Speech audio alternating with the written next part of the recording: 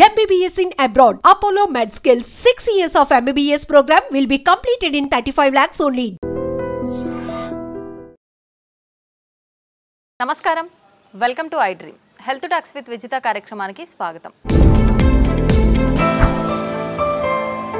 ప్రస్తుతం మనతో పాటు ఉన్నారు general consultant doctor V Aditya Ranganath గారు. ఇప్పుడు వారితో మాట్లాడేద్దాం.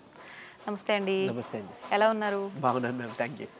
అయితే షుగర్ చాలా పెద్ద సమస్యగా మారిపోతుంది. చిన్నపిల్లల నుంచి పెద్దవాళ్ళ వరకు చాలా మందిలో చూస్తున్నాం. ఆహార రీత్యా కొంతమందికి వస్తే, జెనెటిక్స్ పరంగా కొంతమందికి, ఏదేమైతేనేంటి అందరిలో ఈ సమస్య అయితే ఎక్కువగా ఇంట్లో నలుగురు ఉంటే ఇద్దరికి ఈ సమస్య చూస్తూనే ఉన్నాం. ఒకవేళ షుగర్ని రివర్స్ చేయాలి అంటే గనక అవకాశం ఉందంటారా? ఉంటే గనక ఆ టిప్స్ ఏంటో తెలియజేయండి. సో ఇప్పుడు డయాబెటీస్ వచ్చింది, లేకపోతే బీపీ వచ్చింది, థైరాయిడ్ వచ్చింది, లేకపోతే వాట్ ఎవర్, ఇదివరకు మనం విన్నది ఏంటి అని అంటే ఒక్కసారి వస్తే లైఫ్ లాంగ్ అది తగ్గడానికి ఆస్కారం లేదు. సో మనం ఏం చేయొచ్చు, కంట్రోల్లో పెట్టుకోవాలి. సో డ్రగ్స్, అదే మన మెడిసిన్ తీసుకుంటాము, రెగ్యులర్గా ఆపకుండా తీసుకుంటే కంట్రోల్లో ఉంటుంది కాబట్టి భయపడాల్సిన అవసరం లేదని చెప్తారు. అయిపోయింది, అది అక్కడతో అయిపోయింది. బట్ ఇప్పుడు రీసెంట్ అంటే చాలా ఇయర్స్ నుంచి మనకి తెలిసిందే ఏంటి అని అంటే వీటన్నిటిని కూడా మనం రివర్స్ బ్యాక్ చేసుకోవచ్చు.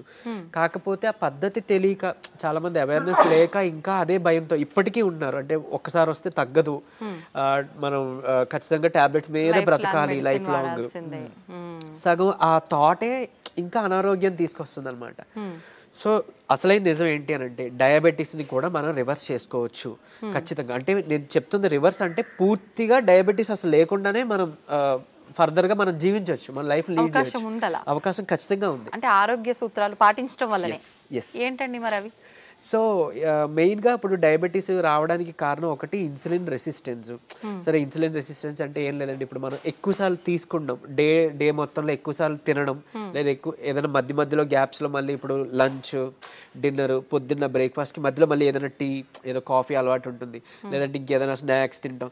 ఇలాంటి అలవాటు ఎక్కువ అయిపోయి ఏంటి అని అంటే మనం ఏది తిన్నా ఏది తాగినా, అంటే వాటర్ తప్పిస్తే మిగిలిన ఏం తీసుకున్నా మన బాడీలో ఇన్సులిన్ ప్రొడక్షన్ జరుగుతుంది. సో టైప్ 2 డయాబెటీస్ అంటాం ఏంటి, ఇన్సులిన్ ప్రొడక్షన్ ఉంటుంది మన బాడీలో, జనరేట్ అవుతుంది, కానీ ఆ కణాలు సరిగ్గా ఇన్సులిన్ని యూజ్ చేసుకోలేకపోతున్నాయి. దాన్ని టైప్ 2 డయాబెటీస్ కింద పరిగణిస్తున్నారు. ఒకవేళ ఇన్సులిన్ ప్రొడక్షనే లేదు బాడీలో, మన ప్యాంక్రియాస్ సరిగ్గా పనిచేయట్లేదు, అందులో ఐలెట్స్ ఆఫ్ లాంగర్హాన్స్ అని ఒక కణాలు ఉంటాయి, దాని నుంచే మనకి ఇన్సులిన్ వస్తుంది. సో ఇన్సులిన్ సరిగ్గా ప్రొడక్షన్ లేదు అని అంటే అది టైప్ 1 కింద మనం పరిగణిస్తున్నాం. చిన్నపిల్లల్లో కూడా టైప్ 1 అది చూడొచ్చు. సో ఇప్పుడు ఇన్సులిన్ ప్రొడక్షన్ జరిగి మనం తిన్న ప్రతిసారి మన గ్లూకోజ్ లెవెల్స్ ఏదైతే ఉందో అది మేనేజ్ చేయడానికి ఇన్సులిన్ ప్రొడక్షన్ జరిగి, అంటే స్పైక్ అయ్యి అది కంట్రోల్ తీసుకొచ్చి మళ్ళీ అది ఇన్సులిన్ తగ్గి ఆ స్పైక్ తగ్గి మళ్ళీ మనం తింటున్నాం, మళ్ళీ పెరుగుతుంది కదా. ఇలా అస్తమానం పెరిగి తగ్గడం వల్ల మన బాడీ అలవాటు పడిపోతుంది ఆ ఇన్సులిన్, సెట్ అయిన ఇన్సులిన్ లెవెల్కి. సో ఇన్సులిన్ రెసిస్టెన్స్ వచ్చేస్తే ఏమవుద్ది, ఇదే గ్లూకోజ్ని, అంటే రోజువారీ తినే సేమ్ అదే మోతాదు ఒక గ్లూకోజ్ని మనకి ఇప్పుడు మెటబలైజ్ చేయాలి అని అంటే ఇన్సులిన్ ఈ మోతాదుకి మించి ఇంకా ఎక్స్ట్రా ప్రొడక్షన్ జరగాల్సి వస్తుంటుంది అనమాట. అంటే ఈ లెవెల్కి అది కంట్రోల్కి రావట్లేదు, దాన్నే ఇన్సులిన్ రెసిస్టెన్స్ అంటున్నాం. సో మనం చేయాల్సిన పని ఏంటి అంటే ఇన్సులిన్ రెసిస్టెంట్ తగ్గించి ఇన్సులిన్ సెన్సిటివిటీ మనం పెంచుకోవాలి ఒకటి. తర్వాత ఆహారంలో చిన్న మార్పులే, అంటే ఇప్పుడు డయాబెటీస్ మనం ఇది చేయాలి అని అంటే సరే ఏముంది రైస్ మానేయండి అని చెప్తారు, అంతే కదా, మాకు చాలా ఇబ్బంది, మేము చేయలేము అని అంటారు. అలా ఏం కాదు, కొన్ని పద్ధతులు ఉన్నాయి, నేను చెప్తాను ఇప్పుడు ఖచ్చితంగా. అది పాటిస్తే ఏకంగా డయాబెటీస్ చక్కగా కంట్రోలే కాకుండా రాబోయే రోజులు, అంటే మీకు ఫస్ట్ 3 months 4 months కంట్రోల్ తెచ్చుకుంటారు. ఆ పైనుంచి మనకి టార్గెట్ ఏంటి అని అంటే మనం వాడుతున్న మెడిసిన్ నెమ్మదిగా డోస్ తగ్గించుకోగలగాలి. అంటే తగ్గించగలగాలి అంటే ఆటోమేటిక్గా మనకి లెవెల్స్ తగ్గితే యాజ్ ఏ మీ డాక్టర్ కానీ మేము కానీ తగ్గించగలుగుతాం కదా. తగ్గించిన తర్వాత దీన్ని పూర్తిగా రివర్స్ బ్యాక్ చేసుకొని నార్మల్ లైఫ్, అంటే ఆ ఫుడ్ని తీసుకుంటూ చక్కగా మనం ఎలాంటి ట్రీట్మెంట్, అంటే ఈ డ్రగ్స్ తీసుకోకుండా ఉండడం. మళ్ళీ అది తగ్గిపోయిన తర్వాత మళ్ళీ పంచదార తినేస్తాం, మైదా పిండి తినేస్తాం, గోధుమ పిండి తినేస్తాం, లేకపోతే ప్రాసెస్డ్ ఫుడ్ తినేస్తాం. అంటే అసలు అదే మెయిన్ ప్రాబ్లం. అంటే high saturated fats, high carbohydrates ఉండడం వల్లనే మనకు వస్తుంది. ఇది వరకు వాళ్ళకి, అంటే మన పెద్దలకి అప్పట్లో ఎందుకు రాలేదంటే వాళ్ళు ఇవేం తీసుకోలేదు కాబట్టి వాళ్ళకి రాలేదు. సో మనం అది ఫుడ్డే ఇది ఫుడ్డే కదా, ఏదో నార్మల్ లైఫ్, అంటే తగ్గిన తర్వాత మళ్ళీ తినేవచ్చు అన్న వాళ్ళకి ఇది ఆన్సర్ చెప్తున్నా. సో అది కాదు, నార్మల్గా మీరు రైస్ తీసుకోవచ్చు, రైస్ పూర్తిగా మానే అవసరం లేదు, కాకపోతే రైస్తో పాటు కొన్ని తీసుకోవాల్సి ఉన్నాయి. సో చూడండి, సింపుల్ టెక్నిక్, హై కార్బోహైడ్రేట్స్ తీసుకోకూడదు, హై కాంప్లెక్స్ కార్బోహైడ్రేట్స్ తీసుకోకూడదు, తర్వాత హై సాచురేటెడ్ ఫ్యాట్స్ తీసుకోకూడదు. సో ఇవి తప్పిస్తే మరి మిగిలిన ఆప్షన్ ఏంటి? కొంతమంది ఇక్కడ ఏం చేస్తారంటే కార్బోహైడ్రేట్స్ తీసుకోకూడదు అన్నారు కాబట్టి పూర్తిగా కార్బోహైడ్రేట్స్ని తగ్గించేస్తున్నారు. అంటే నో కార్బోహైడ్రేట్ ఫుడ్ అంటారు, అలా వెళ్ళిపోతున్నారు, కీటో డైట్స్ అని. అలా వద్దు. అలా అయితే ఏమవుతుందంటే మనకి ఇన్ని సంవత్సరాలు లేదా ఇన్ని జనరేషన్స్గా మనకి బాడీకి కార్బోహైడ్రేట్స్ అలవాటు, సో దాని డైజెషన్ అలవాటు. సో అక్కడి నుంచి మళ్ళీ అది బ్రేక్ డౌన్ అయ్యి గ్లూకోజ్ కింద మనకి కన్వర్ట్ అవుతుంది, మనకి శక్తిని ఇస్తుంది. బాగుంది. మీరు తినడం మానేస్తే ఒకటి మీకు కూడా బాడీకి అది కొత్తది ఏంటంటే కార్బోహైడ్రేట్స్ అసలు అది డైజెషన్ చేసే ఒక పద్ధతే మర్చిపోద్ది మన బాడీ. సో రేపు పొద్దున్న నార్మల్ సింపుల్గా కార్బోహైడ్రేట్స్ తీసుకున్నా దానికి చాలా కష్టపడాల్సి వస్తుంది. అండ్ ఈవెన్ ఒకవేళ జెనెటికల్గా నెక్స్ట్ జనరేషన్స్ పాస్ ఆన్ అయింది అనుకోండి, అది ఇంకా ఇబ్బందిగా. అంటే నార్మల్ అన్నమే మనం అరాయించుకోలేకపోవచ్చు, లేకపోతే నార్మల్ సమోసానే ఎంజాయ్ చేయలేకపోవచ్చు మనం. సో అట్లా. సో సరే, ఓకే, హై కార్బ్స్ అంటే తెలుసు, ఈ రైస్ నార్మల్గా అవి తీసుకునేవి. ఈ రైసు తర్వాత ఈ మైదా గోధుమ పిండి ఇవన్నీ తినమని చెప్తుంటారు, అంటే రైస్ని తగ్గించి మైదా గోధుమ పిండి తినమని అంటారు కదా. సో అది కూడా రిఫైన్డ్ తీసుకుంటే, పంచదార లేకపోతే గోధుమ పిండి ఇవన్నీ రిఫైన్డ్ ఫ్లోర్ బయట కొని తెచ్చుకుంటే అది కూడా మళ్ళీ మనకు ప్రాబ్లమే. సో మనం మిల్లులో వెళ్ళి ఆడించుకుందాం, అంటే డైరెక్ట్గా వెళ్ళి మనం గోధుమలు అలాగా గోధుమలు, దానికి జొన్నలు యాడ్ చేయొచ్చు, రాగులు యాడ్ చేయొచ్చు, సోళ్ళు అంటాం కదా, సో అలా రాగి మాల్ట్లో తీసుకునే రాగులు అవన్నీ యాడ్ చేసి దాంతో మనం రొట్టిలానో లేకపోతే మిల్లెట్స్ ఏమైనా దానికి యాడ్ చేసి, కినోవా అని ఇప్పుడు వస్తుంది. సరే అంత అఫోర్డ్ చేయలేదు అన్న వాళ్ళకి పోనీ మనకి ఏమంటారు సామెలు, అరికిలు, గంటలు అలాంటివన్నీ తక్కువ రేట్కే వస్తుంటాయి కదా, అలాంటివి ఇంక్లూడ్ చేసుకోవచ్చు. పూర్తిగా రైస్ మానేమని నేను చెప్పట్లేదు, రైస్తో పాటు ఇది తీసుకోండి. సరే ఇదంతా కాదులేండి, ఓన్లీ రైస్ నాకు కర్రీ మాత్రమే అలవాటు ఉంది, ఇప్పుడు ఇంకేదైనా సింపుల్గా చెప్పండి అని అంటే ఉంది ఒక పద్ధతి. మనకి ఇప్పుడు ఇన్సులిన్ రెసిస్టెన్స్ అని మాట్లాడుకున్నామే, HbA1c మీ అందరికీ తెలుసు. 3 నెలల యావరేజ్ తీస్తే మనకి ఎంత ఉంది అనే దాని మీద మన డయాబెటీస్ ఉందా లేదా, కంట్రోల్లో ఉందా లేదా అని తెలుస్తుంది. సో దాన్ని మనం కంట్రోల్ పెట్టడానికే కదా ఇప్పుడు అన్నీ చెప్తున్నాం. మన ఇన్సులిన్ వాడాలన్నా లేకపోతే ఈ మెట్ఫార్మిన్ మన డయాబెటీస్ డ్రగ్స్ వాడాలంటే కూడా మనకు అలానే దేవుడు కూడా ఇచ్చిన ఆహారంలో ఈ పని చేసే ఉన్నాయి. ఏంటి అని అంటే ఒకటి కీరా దోసకాయలు, తర్వాత పంకిన్ సీడ్స్ గుమ్మడి గింజలు, తర్వాత పాలకూర. వీటిలో ఏంటంటే పాలకూరలో తర్వాత పంకిన్ సీడ్స్లో వైటమిన్ ఈ ఉంటుంది, అది మీ HbA1cని చక్కగా కంట్రోల్ తీసుకొస్తుంది. అండ్ ఇప్పుడు చెప్పిన ఆహార పదార్థాల్లో మీకు ఇన్సులిన్ రెసిస్టెన్స్ని తగ్గించి సెన్సిటివిటీని పెంచే ఉంటాయి. సో ఇప్పుడు సరే కొంత లిస్ట్ చెప్తాను చూడండి. మష్రూమ్స్ బాగా అదే మన ఉడకబెట్టిన గుడ్లు ఫుల్గా విత్ సొనతో పాటు తీసుకోవాలి, అది కొలెస్ట్రాల్ కాదు, మంచి కొలెస్ట్రాల్ తీసుకోండి. సో తర్వాత నెయ్యి, తర్వాత మన కీరా దోసకాయలు, తర్వాత ఓట్స్, గ్రీన్ పీస్ అదే మన పచ్చి బఠానీలు, తర్వాత రాజ్మా, కిడ్నీ బీన్స్ అంటాం రాజ్మా, అలానే మిగిలిన బీన్స్ కూడా చక్కగా మిగిలిన రకాల బీన్స్, చిక్కుళ్ళు బీన్స్ ఇట్లాంటివన్నీ తీసుకుంటే కనుక ఇవన్నీ కూడా మీ ఇన్సులిన్ రెసిస్టెన్స్ని తగ్గించినవే. సో మీ ఇష్టం, గుడ్లు పోనీ ఆమ్లెట్ రూపంలో తీసుకోండి, నిద్రకి పనికి వస్తుంది ఆమ్లెట్, ప్లస్ దీనికి కూడా హెల్ప్ అవుతుంది. సో ఈ ఫుడ్ని మీరు కంపల్సరీగా క్యాబేజీ, కాలీఫ్లవర్, సో బ్రాకోలీ కానీ ఇలాంటి ఇవన్నీ కూడా మీ ఫుడ్ డైలీ ఫుడ్లో ఏదో ఒక రూపంలో ఇంక్లూడ్ చేసుకోండి. ఏదో ఒక్క పదార్థమైనా అట్లీస్ట్ కర్రీ. మనం అది వదిలేసి మిగిలినవేవో తీసుకున్నామంటే మళ్ళీ కంట్రోల్కి రాదు, మీ అందరికీ తెలిసిందే. చాలామంది ఎక్కువ పాలకూర కూడా తినరు, సో అట్లా. లేదంటే మునగాకు ఉంది, సో మునగాకును కూడా మీరు పౌడర్ రూపంలో చేసుకోవచ్చు, ఎండబెట్టేసి చక్కగా పౌడర్ చేసుకొని ఒక చెంచా యాడ్ చేసుకోండి ఒక ముద్దకి, అన్నంతో పాటు రైస్తో తీసుకోవచ్చు, హాట్ వాటర్లో తీసుకోవచ్చు, మజ్జిగలో కలిపి తీసుకోవచ్చు. ఇది ఒక మనిషికి డైలీ లిమిట్ ఒక చెంచా. సో అట్లా అని ఇప్పుడు ఏం చేస్తారంటే కొంతమంది ఏదైనా రసం, చారు దాంట్లో కలిపేస్తారు, బట్ అది కలిపేస్తే అంటే ఇంట్లో 3 members 4 members ఉంటే అందులో ఎవరికి ఎంత వెళ్ళేది తెలియదు కదా. సో డైరెక్ట్గా మీరు కలుపుకోవడం బెటర్, ఏదర్ వాటర్లోనో మజ్జిగలోనో లేదా మీ అన్నం గిన్నెలోనో. ఇంకోటి అన్నము, ఇప్పుడు అలానే అదే అన్నము కూర తినే ముందుగా 1 కప్పు కీరా దోసకాయ తీసుకోండి, లేదా బీన్స్, మొలకలు తీసుకోండి చక్కగా. ఇవన్నీ మీకు హెల్ప్ అవుతుంది. లేదంటే మన దాలింబ గింజలు 1 కప్ పెట్టుకోవచ్చు, పెట్టి ముందు అది తిని తర్వాత అన్నము కూర మనం తీసుకుందాం. అలానే అన్నం తినే ముందు, టిఫిన్ తినే ముందు, నైట్ డిన్నర్ చేసే ముందు ఏం చేయొచ్చు అనంటే కొంచెం పెప్పర్ అంటే మన మిరియాల పొడి 1 చిటికెడు తీసుకొని నిమ్మరసం యాడ్ చేసి కొంచెం గోరువెచ్చని నీటిలో ఒక కప్పు లేదా 1 గ్లాసు గోరువెచ్చని నీటిలో కలిపి తాగేసేయండి. ఎందుకు అనంటే ఇప్పుడు ఈ పెప్పర్లో ఉండే పైపరిన్ అనేది మన ఏమంటారు యాక్టివ్ ఇంగ్రీడియంట్, మెడిసినల్ వాల్యూ ఉండే ఇంగ్రీడియంట్. ఇది మన లివర్లో ప్యాంక్రియాస్లో అదే ఎక్కడి నుంచి అయితే ఇన్సులిన్ వస్తుందో అందులో అక్కడ డైజెషన్ ఎంజైమ్స్ని వాటిని కూడా మంచిగా ఇది ఏమంటారు మెటబాలైజ్ చేస్తుంది.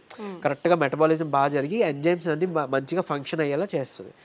సో తర్వాత ఇంకొకటి మోర్ ఓవర్ ఈ ఏవైతే కాంప్లెక్స్ కార్బోహైడ్రేట్స్ మన హై కార్బ్స్ అన్నాం కదా దాన్ని బాగా కరెక్ట్గా డైజెషన్ జరిగేలాగా మెటబాలైజ్ అయ్యేలాగా ఇది హెల్ప్ చేస్తుంది. అండ్ ఈవెన్ మన పోషకాలు ఏవైతే ఉన్నాయో ఆకుకూరలోనో లేకపోతే మనం తీసుకునే ఫుడ్లోనో అవి మనం వంట పట్టడం అంటాం కదా మన అబ్జార్ప్షన్ అవి అబ్జార్బ్ చేయడానికి ఈ పైపర్ ఈ పెప్పర్ మన మిరియాలు పొడి చాలా బాగా హెల్ప్ చేస్తుంది. సో ఈ రూపంలో తీసుకున్నారనుకోండి మీరు తిన్న తర్వాత పెరిగే షుగర్ లెవెల్స్ కంట్రోల్కి వస్తాయి అండ్ ఈవెన్ మనకి లోపల ఫంక్షనింగ్ బాగా మెరుగుపడుతుంది. ఇకపోతే డయాబెటీస్ రివర్సల్ గురించి వద్దాం. సో నేను ఇప్పుడు చెప్పింది 3 to 4 months చేస్తే ఖచ్చితంగా మీ షుగర్ లెవెల్స్లో చాలా వరకు మీకు తగ్గడం మీరే గమనించుకుంటారు. మీరు ఇంత అద్భుతంగా పనిచేస్తుందా అని అంటారు. ఎందుకనంటే చాలా మందికి ఒకటి ఉండిపోయింది సైకలాజికల్గా అంటే drugs like what ever medicine మాత్రమే మెడిసిన్, ఫుడ్ అంటే జస్ట్ ఆహారం మాత్రమే. అసలు కాదు. మీకు గుర్తుంటుంటే ఎప్పుడైనా మీ నాన్నమ్మలు అమ్మమ్మలు మీకు ఎప్పుడైనా పొట్టనొప్పి వచ్చింది అని అంటే ఏదైనా వాము కొంచెం సాల్ట్ కలిపిస్తే వెంటనే తగ్గడం మనం గమనించుంటాం. లేదంటే మెంతులు మింగేసి తాగేయండి వాటర్ అంటాం. అవన్నీ ఎందుకు పనిచేస్తున్నాయి? ఇప్పుడు యాంటాసిడ్స్ ఏవో వెళ్ళి పరగడుపున మాత్రం మనం పైకి వెళ్ళి తెచ్చుకొని వేసుకుంటున్నాం. అవేం అవసరం లేకుండా వాళ్ళు బతికారు కదా. ఎలా బతికారు? ఇలానే ఇవన్నీ ఫుడ్డే మెడిసిన్. ఎగ్జాక్ట్లీ మనకి ఏదైనా అనారోగ్యం వస్తుంటే మెడికల్ షాప్ కి మనం బయటకు వెళ్ళవద్దు, మన కిచెన్ లోకి వెళ్ళాలన్నమాట. యాక్చువల్గా పోపుల డబ్బాలే మనకి డ్రగ్ ఇది అన్నట్లు స్టోర్ అన్నట్టు. సో ఖచ్చితంగా ఇది వర్క్ అవుతుంది. అండ్ మోర్ ఓవర్ అంటే ఇప్పుడు మన బెర్రీస్ నుంచి ప్లాంట్స్ నుంచి ఎక్స్ట్రాక్ట్ చేసిన బెర్బరిన్ అనేది ఒక సప్లిమెంట్ ఉంటుంది ఆబ్వియస్లీ. సరే అది అందరూ వాడాల్సిన అవసరం లేదు కానీ ఒక బూస్టప్ కింద పనికి వస్తుంది. అంటే ఎలా అయితే మనకి డయాబెటీస్ని మనకి తగ్గించడానికి మెట్ఫార్మిన్ అనే ఒక మెడిసిన్ తీసుకుంటున్నాము సేమ్ ఇది కూడా అదే పని చేస్తుంది. కానీ బట్ మెట్ఫార్మిన్తో వచ్చే వైటమిన్ B12 డెఫిషియన్సీ ఇందులో లేదు, ఈ బెర్బరిన్లో లేదు. సరే ఓకే అవైలబుల్ ఉన్న వాళ్ళు వాడుకుంటారు, అందరూ ఇది వాడాలని రూల్ లేదు. కానీ బట్ ఈ సింపుల్ టిప్స్ పాటించండి, ఇది ఒకటి. తర్వాత ఖచ్చితంగా ఒక 5 minutes వాకింగ్ ఉంటే చాలు. 5 minutes వాకింగ్ అంటే తిన్న తర్వాత ఒక 10 నిమిషాలు అలా 5 minutes వాకింగ్ చేస్తే చాలు. మీ ఆఫీస్ ఏరియా, మీ బెడ్రూమ్, మీ హాల్ ఎక్కడైనా ఆయాసం రావాలి, చెమటలు పట్టాలి, ఇట్లానే వాకింగ్ చేస్తేనే మనకి వర్కౌట్ అయినట్టు అని అస్సలు కాదు. బాడీ మూమెంట్ ఉండాలి. సో అది చేసుకుంటే చాలు డయాబెటీస్ మనకి తగ్గుతుంది. రివర్స్కి చెప్పుకున్న ఇందాక ఇంగ్రీడియంట్స్ ఉన్నాయి కదా, పంకిన్ సీడ్స్ అవ్వచ్చు, మన HbA1c కంట్రోల్ చేసి ఇన్సులిన్ సెన్సిటివిటీ పెంచేవి, ఇవి మీరు చేసుకుంటే 3 to 4 months ఖచ్చితంగా రివర్స్ అయిపోతుంది. ఇప్పుడు చాలా మంది మనం చూస్తూ ఉంటామండి, జామకాయ ఆకులు, లేత చిగుర్లు అని చెప్పి, లేదు అంటే తిప్పతీగ అని చెప్పి, ఇలాంటి కొన్ని ఆకులతో వేనిల్లో వేసి మరిగించిన వాటర్ తాగుతుంటారు షుగర్ ఉన్న వాళ్ళు. ఇది వర్క్ అవుతుంది అంటారా? యాక్చువల్గా ఇప్పుడు జామ ఆకులు ఉన్నాయి కదా, లేత తీసుకొని ఒక 4 ఆకులు మనం వేడి నీటిలో వేసి మరిగించి కషాయంలా తీసుకొని ఉదయం సాయంత్రం లేదా ఒక పూట అట్లీస్ట్ పరగడుపునైనా కానీ తాగితే కనుక అమోఘంగా ఆ రోజే పెరిగిన షుగర్ లెవెల్స్ తగ్గిపోయాయి. సో నేను ప్రీవియస్ వీడియోలో జామాకులు కషాయం గురించి చెప్పినప్పుడు చాలా మంది ఫోన్ చేసి అంటే ట్రై చేసి చక్కగా ఫస్ట్ నమ్మారు, ట్రై చేసి ఒక 2 daysలో వాళ్ళు ఫోన్ చేసి సార్ అంటే మాకు 1 day 2 dayలోనే ఇంత బాగా పనిచేస్తుంది, కంటిన్యూ చేయొచ్చు అంటారా, ఎక్కువ కాలం అన్నారు. బేసిక్గా చేయొచ్చండి, చేసుకోండి అని చెప్పారు. సో ఈవెన్ అది వాళ్ళకి ఏంటంటే డయాబెటీస్ ఎక్కువ, షుగర్ లెవెల్స్ ఎక్కువ ఉండడం వల్ల కొంతమందికి నిస్సత్వ నీరసంగా ఉంటుంది కదా, దాన్ని కూడా ఇది మనకి జామాకులు బాగా హెల్ప్ అవుతుంది. జామకాయ తినొచ్చు, బొప్పాయి తినొచ్చు, అట్లనే జామాకులు కషాయం బాగా హెల్ప్ అవుతుంది, తీసుకోవచ్చు. తిప్పతీగ కూడా తీసుకోవచ్చు. బట్ తిప్పతీగ చాలా మంది తెలియక కోవిడ్ టైంలో అంటే ఇప్పుడు వైరస్ నుంచి బయటపడాలని తెలియక చాలా మంది ఓవర్ డోసెస్లో తీసుకుని వితిన్ 15 daysలో వాళ్ళ లివర్ మొత్తం డ్యామేజ్ అయ్యి ఎమర్జెన్సీ వార్డులో అడ్మిట్ అవ్వడం, చనిపోవడం జరిగింది. కానీ నేను ఇక్కడ చెప్పే ఒక ముక్క, తిప్పతీగ ప్రాబ్లం కాదు, ఓవర్ డోస్ ప్రాబ్లం. కాబట్టి తిప్పతీగని మనం ఇప్పుడు ఒకవేళ ఒక లైక్ 1 inch తీసుకున్నాం అనుకోండి, ఆ రూట్ ఏదైతే ఉందో దాన్ని బాగా బాయిల్ చేసి మనం దాన్ని తాగొచ్చు. దాంట్లో కొంచెం ఉసిరి పొడి యాడ్ చేయొచ్చు, లేదంటే మునగాకు యాడ్ చేసుకోవచ్చు 1/2 spoon అట్లా. ఇలాగా మనం తీసుకున్నాం అనుకోండి మనకి మంచిగా బెనిఫిటే.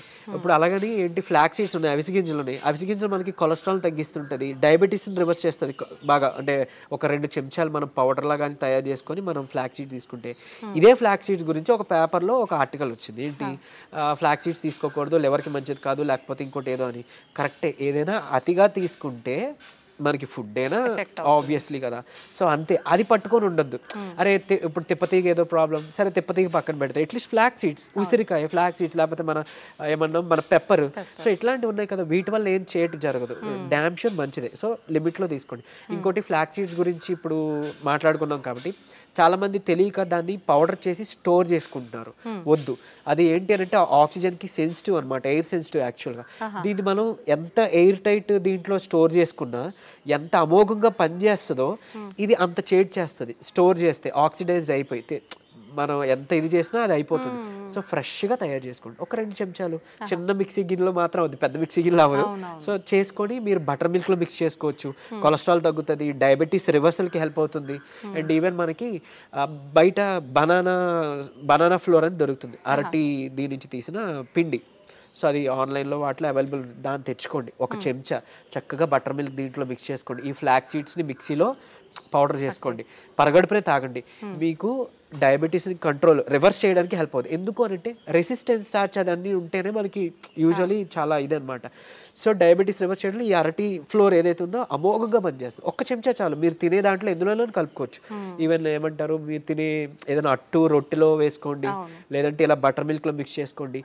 ఇది ఖచ్చితంగా మీ డయాబెటీస్ రివర్సల్కి హెల్ప్ అవుతుంది. సో ఎందుకు ఇన్సులిన్ రెసిస్టెన్స్ మనకి మెయిన్గా రివర్స్ అవుతుంది కదా, అంతే. ఇదే సీక్రెట్ ఫార్ములా, ఇది నమ్మి చేయండి. నిజంగా చెప్తున్నా, మీరు ఇయర్స్ డ్రగ్స్ అది వాడాల్సిన అవసరం లేదు. అండ్ ప్రీవియస్గా ఒక వీడియోలో నేను చెప్పాను, లైక్ పరగడుపున ఒక చెంచా కలబంద గుజ్జు తీసుకోండి అని.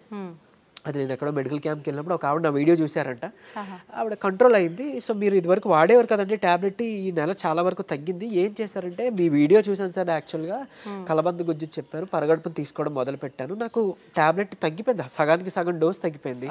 And with in next 2nd or 3rd monthలో ఆవిడకి పూర్తిగా నేను ఆపేశాను, ట్యాబ్లెట్ తీసుకోవాల్సిన అవసరం లేదు, ఆవిడకి డౌన్ అయిపోతుంది. సో అంత బాగా పనిచేస్తాయి మనకి దేవుడిచ్చిన ఇవన్నీ మెడిసిన్సే. సో ఇందులో చెప్పింది ఏదైనా వాడుకోండి. మీకు ఏం పని చేసిందో కమెంట్లో చెప్పండి. సో మిగిలిన వాళ్ళకి ఇన్స్పైరింగ్గా ఉంటుంది. అండ్ ఏది పని చేయలేదో లైక్ నాకు తెలిసినప్పుడు నేను సజెస్ట్ చేయగలుగుతాను మీకు ఆల్టర్నేట్గా. ఓకే, థ్యాంక్ యూ అండి. నిజంగా చాలా యూస్ఫుల్ టిప్స్ అనేది తెలియజేయడం జరిగింది. నమస్తే.